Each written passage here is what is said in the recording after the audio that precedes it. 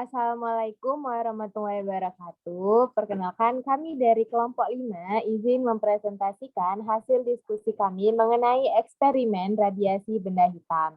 Di mana di kelompok 5 ini yang beranggotakan saya sendiri, Hana Marsana Lutfi, Bustami Indriasi, Mawaddah Warohmah, Putri Wahyu Utami, Ragil Gali Saputra, Saaf Tarik Al-Mukminin, Silviana Fitria, dan Sri Mindya Panesa Pratiwi. Nah, di mana selanjutnya akan dijelaskan oleh saudari Mawaddah Warohmah. Kepadanya disilakan. Baik, terima kasih moderator. Dalam eksperimen ini terdapat latar belakang yaitu radiasi terpancarkan berupa spektrum benda panas. Hal ini bergantung pada komposisi benda itu yang dikenal dengan benda hitam. Kemampuan memancarkan atau menyerap energi radiasi yang dimiliki sebuah benda hitam dapat diperkirakan berdasarkan nilai emisivitasnya. Next slide. Nah, kemudian di dalam kehidupan sehari-hari, banyak ditemukan beberapa fenomena radiasi benda hitam, seperti penggunaan solar water heater, yang mana alat tersebut menggunakan prinsip radiasi benda hitam. Selanjutnya, saya kembalikan kepada moderator.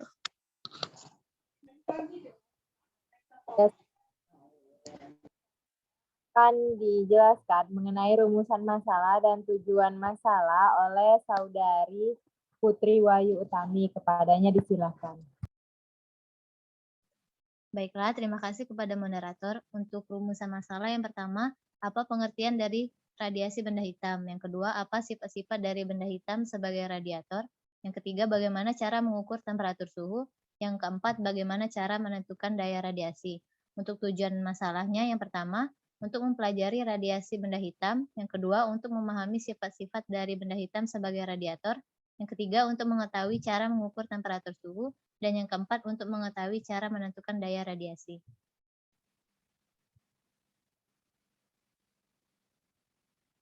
Untuk tinjauan pustakanya, benda hitam didefinisikan sebagai benda yang menyerap seluruh radiasi yang mengenainya. Contoh terbaik benda hitam adalah lubang kecil di dinding benda berongga. Dengan lubang kecil di permukaan benda panas berongga menyerap semua radiasi yang mengenainya. Lubang berperilaku sebagai benda hitam.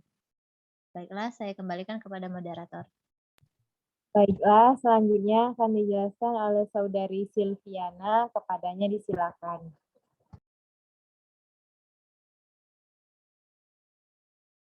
Baiklah, terima kasih moderator. Selanjutnya alat dan bahan. 1. Mikrovoltmeter sebagai pemberi output nilai tegangan dari sensor suhu. Yang kedua ada sensor temperatur, di mana sebagai alat pendeteksi radiasi termal. Lalu yang ketiga ada oven pemanas listrik, di mana sebagai alat pemanas benda hitam. Dan keempat ada radiator atau sebagai berupa benda hitam. Lalu yang kelima ada termometer sebagai alat pengukur suhu. Dan yang keenam ada diafragma sebagai penyearah radiasi dari benda hitam. Baiklah, selanjutnya langkah kerja. 1. Hubungkan mikrovoltmeter, sensor temperatur suhu, dan oven pemanas listrik ke sumber tegangan. Yang kedua, setelah itu tekan tombol on yang berada di posisi belakang mikrovoltmeter untuk menghidupkan.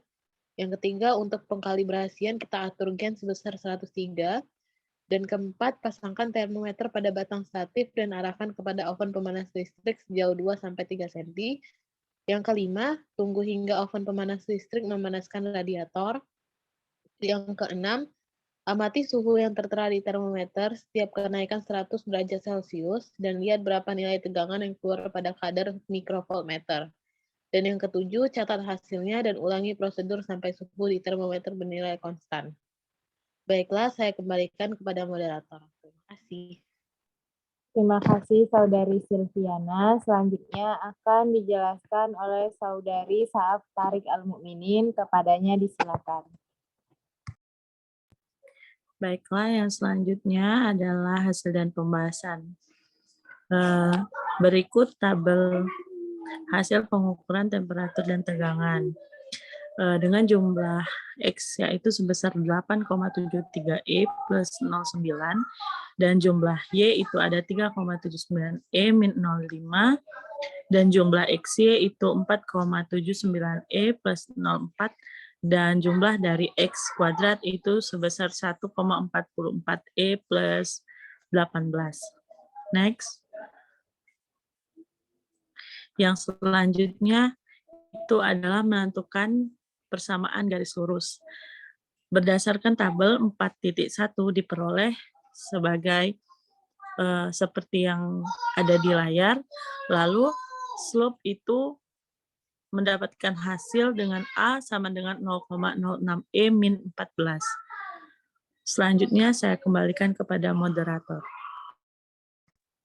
Terima kasih Saudari Saab. Selanjutnya akan dijelaskan oleh Saudari Sri Mindia. Kepadanya disilakan. Baik, terima kasih moderator.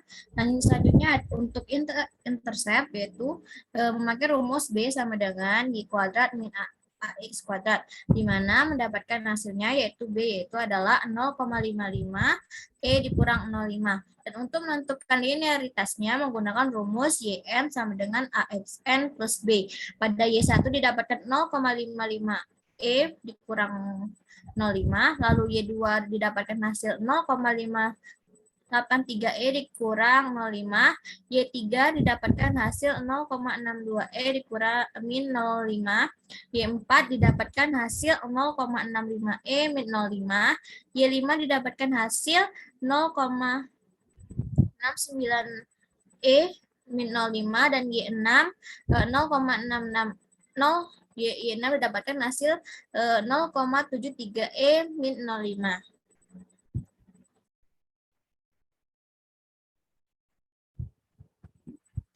Dan untuk menentukan daya radiasinya menggunakan rumus RBN sama dengan I0 TN pangkat 4 dikurang T0 pangkat 4. Pada RB1 didapatkan hasilnya 0, RB2 didapatkan hasil 29,9, RB3 didapatkan hasil 61,5, RB4 didapatkan hasil 94,2, RB5 didapatkan 125,7,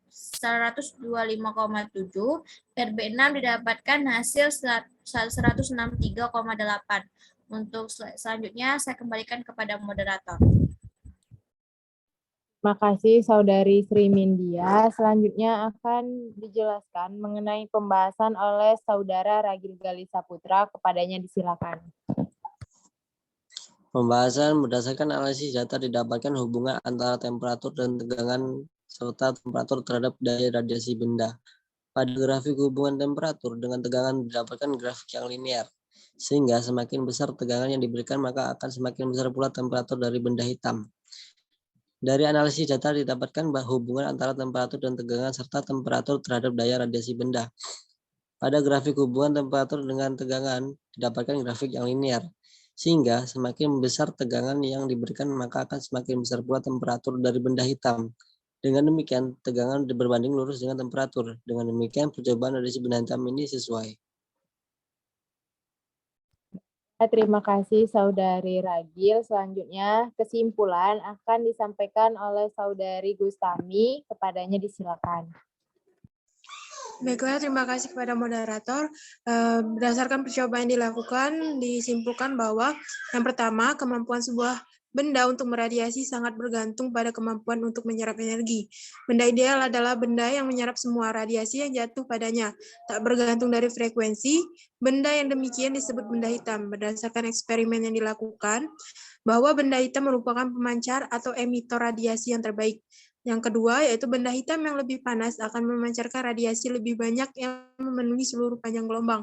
Dan spektrum benda hitam bersifat tetap dan memiliki puncak pada panjang gelombang tertentu.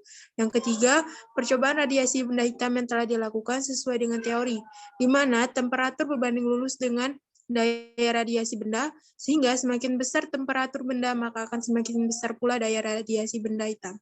Terima kasih, saya kembalikan kepada moderator. Baiklah, itulah tadi akhir dari presentasi kami mengenai radiasi benda hitam. Semoga video ini bermanfaat bagi teman-teman yang menonton. Sekian, terima kasih. Wassalamualaikum warahmatullahi wabarakatuh.